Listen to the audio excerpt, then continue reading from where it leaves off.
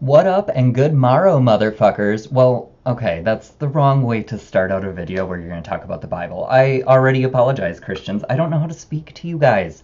Let's get through this together, okay? So, I'm diving headfirst into learning about the Bible lately, and it's really weird because I grew up really non-religious. Not atheist, not agnostic, not Christian, not Catholic. My family, was denominated. Is that what it's called? Denominated. We went to a Lutheran church on Christmas Eve. That's like all I know. We went literally one day a year, and I remember it being then because you'd get like a little brown bag of goodies, some peanuts, an orange. But that's really the only time I went to church for real. I can't remember going much. It wasn't a topic of conversation in my house. We didn't talk about God. The moment God was uttered, like the word alone, my mom like cringed and breathed fire. It was really weird. Like she just didn't want to talk about it. My cousins, that we were really close to, everybody has those cousins you grow up and they're like your best friends. They're the first kids you get to know. That side of the family was uber religious, so I have a feeling my mom's family was religious and she just kind of didn't want to be a part of that anymore.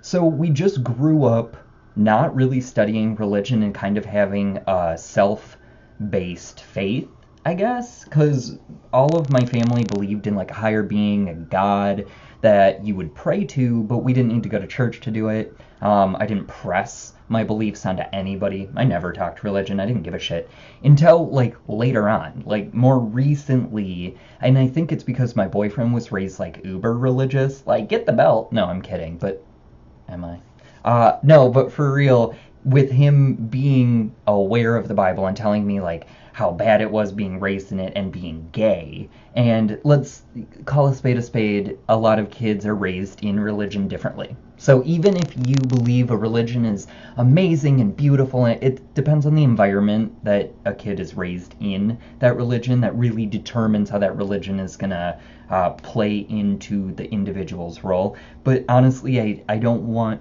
anyone to feel attacked about a religion. This is just a religious conversation, and we don't have them that often. And the only times they are had feels like when a Christian says the word Bible or the word God, and then everybody else in America jumps on them, right? Because Christians are now like scared to talk about it, and the only ones that aren't are the ones that like preach down your throat, and those people are gross. So it's like, let's have a conversation so we can get everybody involved and just figure out we're probably just more of a spiritual nation. Like I feel America being more spiritual than any denomination of religion, but if we talked, we could combine aspects of Buddhism and Judaism and Christianity and Catholicism and all of it. We could mesh it into a spiritual, I don't know, something cool, right? But anyway, I just wanted to kind of talk to a small audience right now, but hopefully in the future not. I just wanted to see where people fall and like,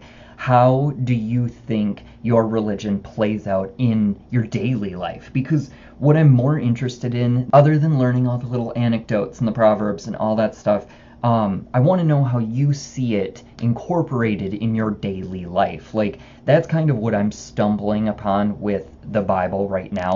I'm not reading it, I'm trying to interpret it through people explaining parts of it to me, because there's certain parts that are more interesting than others. And in high school, I got really interested in Revelations. So now, around this age, I've learned so much about what like hidden messages are in the Bible and how it's being misinterpreted among a lot of religions and among a lot of people perpetuating the wrong message. So I wanted to dive in deep and see what it really means, and I found people like Santos Barachuli or whatever his name is, that Greek guy. He really explains the Bible well, and he explains the hidden meanings that a lot of people don't understand.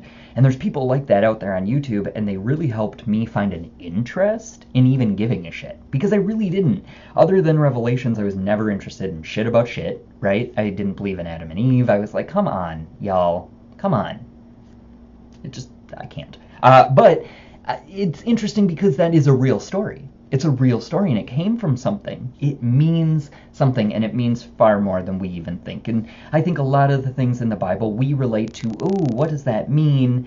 for 2016 and how can I see it? Like, you always hear everybody's looking for physical things, like the next coming of Christ. They think Christ is going to come back to earth. I don't know. I have no idea. But what if it isn't that? Or like the Antichrist? What if it's not a person, right? Like, we don't have any conversations, so we're never going to further the discussion. So I'm having it in my own head, and maybe some of this sounds crazy. Maybe you've been studying the Bible your whole life, and you're like, oh, no, you're misinterpreting it. But I don't believe I am. I think I'm allowing all ideas to flow through me, and some are resonating. And the ones I grew up hearing about how the Bible says you can't be gay, and the Bible says you can't eat fucking shrimp, whatever, blah, blah, blah, I think all of it's misinterpreted.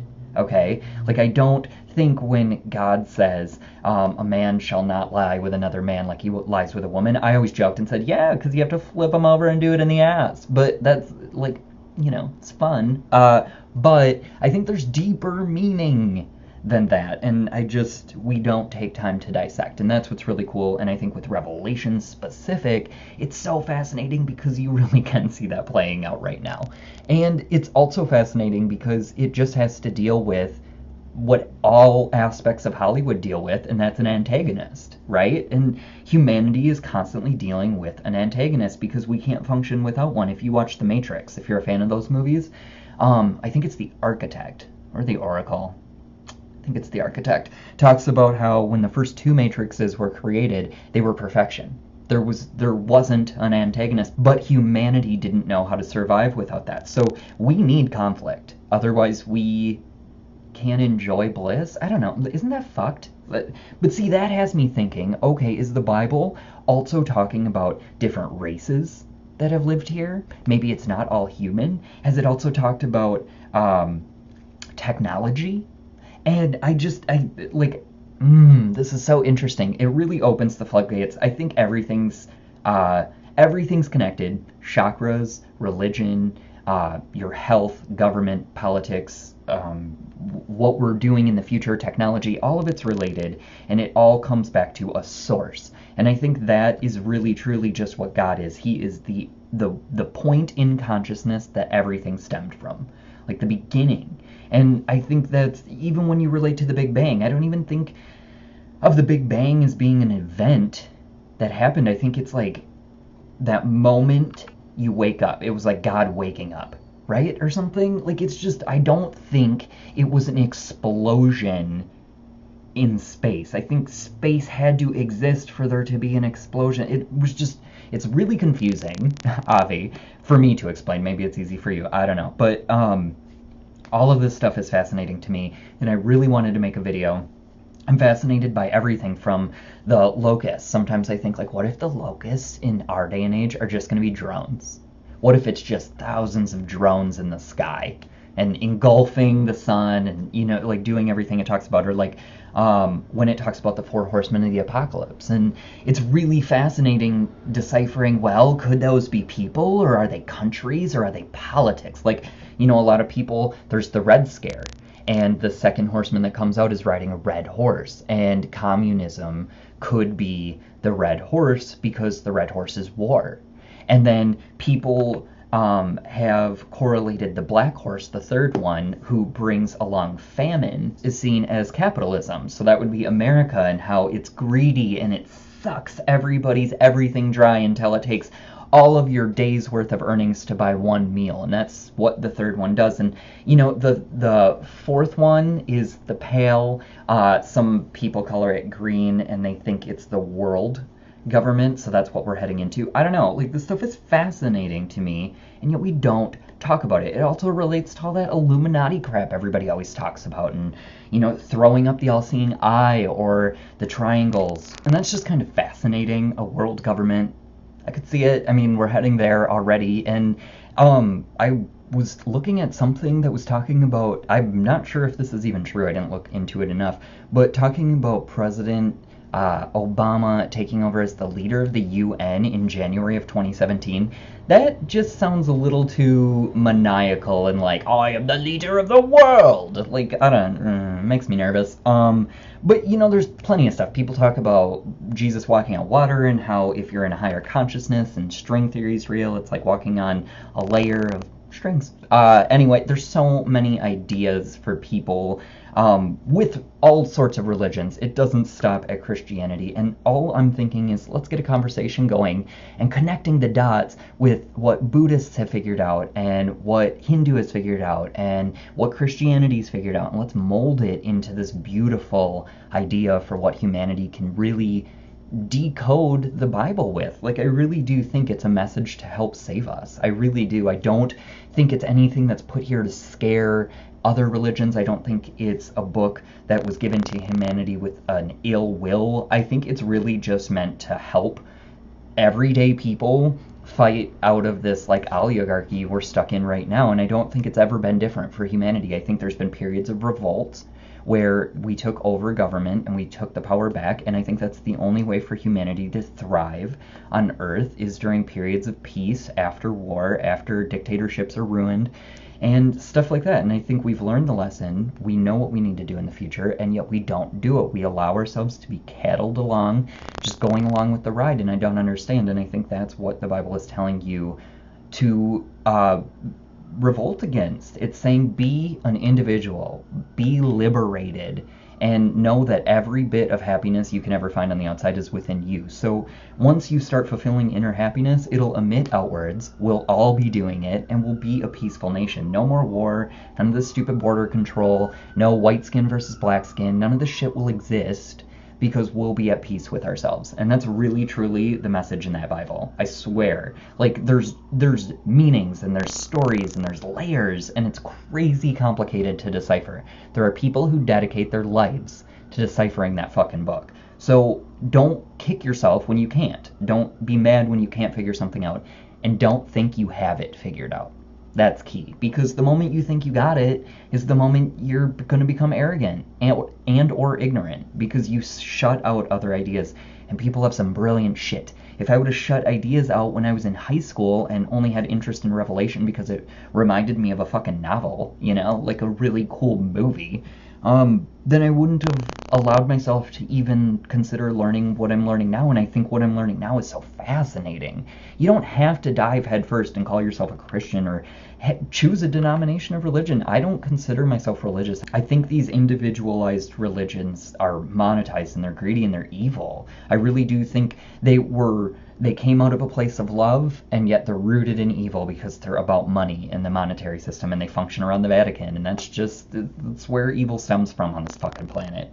So until we realize, like, we can be spiritual beings and we can share knowledge, and we don't need to be fucking offended. If somebody wants to get on their knees and pray in a school, let them. Doesn't mean you have to. It's the point where we start telling people they have to. That's the line. That's the line. Let people do what they need to survive in this fucked up world we have, and let yourself be comfortable with knowing you have the same right, and don't let others tell you what you can and cannot do, and don't tell others what they can and cannot do. That's really the simplicity of all of this. I think honestly we're going to come to find at our most enlightened state is that children have humanity figured out. Just to be at peace, to be okay with silence, to laugh whenever possible, to show your emotion, to show when you're hurt or when you're scared, to communicate. Kids are just brilliant, and we could learn so much more, and yet we tell them how to act and how to be and how to raise themselves and how to self-dictate, and we treat them so bad, and when they grow up and they're dysfunctional, we wonder why. And it's like that stuff's going through my generation right now. I can see us transforming from the children of this nation to the adults, and it's sad. We lost all of our spark and our drive, and I see this generation as just being confused. And I think it's good because it comes from a place of wanting to ask questions and being told we couldn't. But anyway, let's save that for another video. I do want to dive deeper in some of these topics, but this was a surface video just to get everybody comfortable. You don't have to be scared when the words Bible or God are brought up. It doesn't make everybody a cuckoo banana religious freak, and you don't also have to denounce everything religious just because you don't connect with religion. There are symbols, there are ideas, there are stories that are really helpful to everybody, from agnostics to atheists to Catholics, all of the above. Like, it really can make a difference in every individual's life just understanding a message. And that's all I think this is for. So take care of yourself the rest of the day, and peace.